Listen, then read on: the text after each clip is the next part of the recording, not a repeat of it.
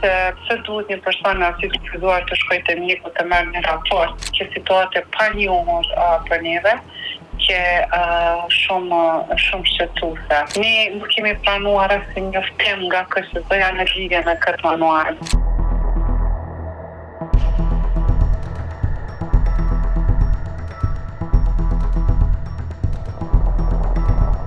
Një udhëzim administrativ i lëshuar së fundi nga Komisioni Qendror i Zgjedhjeve ka krijuar disa problematika. Personat të cilët kanë nevojë për asistencë gjatë votimit duhet gjithashtu ta kenë edhe një raport mjekësor. Kjo ka bërë disa problematika në qendrën e votimit në shkollën Hasan Prishtina, ku një person i cili vuan nga sindromi Down është detyruar që ta ketë edhe raportin mjekësor për të pasur nevojën e asistentit për të votuar.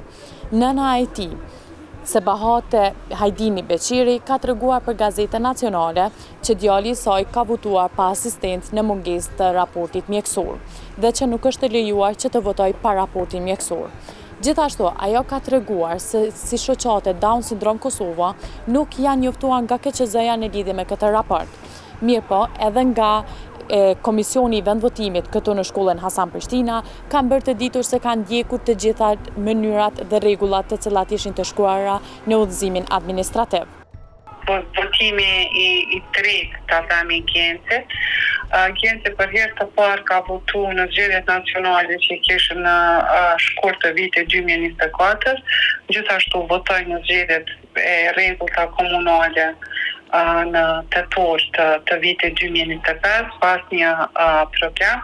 Gjenci është qytetar me arsyet kufizuar intelektuale, saktësisht me sindromën Down dhe normal që i duhet asistimi i prindit. Në tetor kemi votuar pas një problem, personalisht e kam asistuar Gjencin, njëjtë sikur në zgjedhjet nacionale.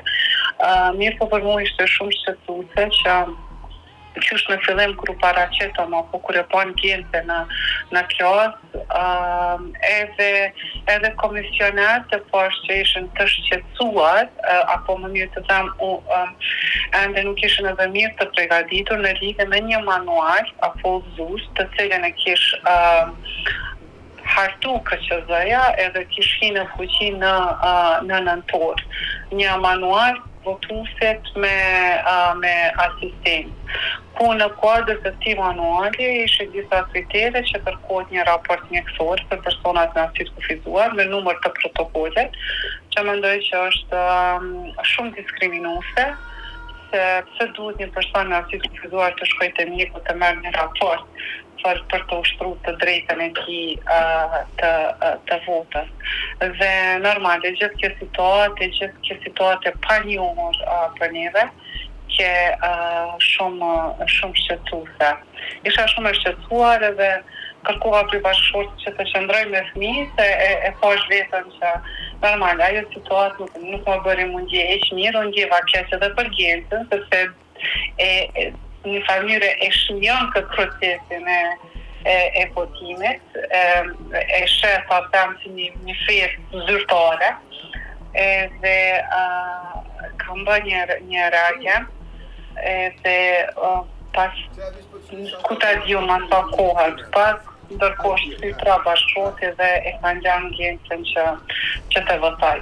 Pa marrë parasysh edhe pse Gjencin e kanë gjanë që të votoj, që nuk jam një stan krejt në gjarin që u kriju aty për shkak këtij manuali, që KQZ-ja si institucion, asesi nuk ka mundur të draftoj një manual pa konsultuar edhe me grupet e interesit. Në anën tjetër tash po plasëm nga këndi i udhëhecës të shoqatës, sepse unë udhëheq shoqatën Down Syndrom Kosova. Ne nuk kemi planuar asnjë njoftim nga KQZ-ja në lidhje me këtë manual. Shka e ka bë dallimin prej herave të tjera, ku para çdo procesi zgjedhor, ne jemi kontaktuar prej KQZ-s, qoftë kemi organizuar edhe takime, kanë ndarë informata me neve, ne kemi ndarë me anëtar tonë, do të thotë nuk po e kuptoj ende arsyeën e hartimit të këtij manuali.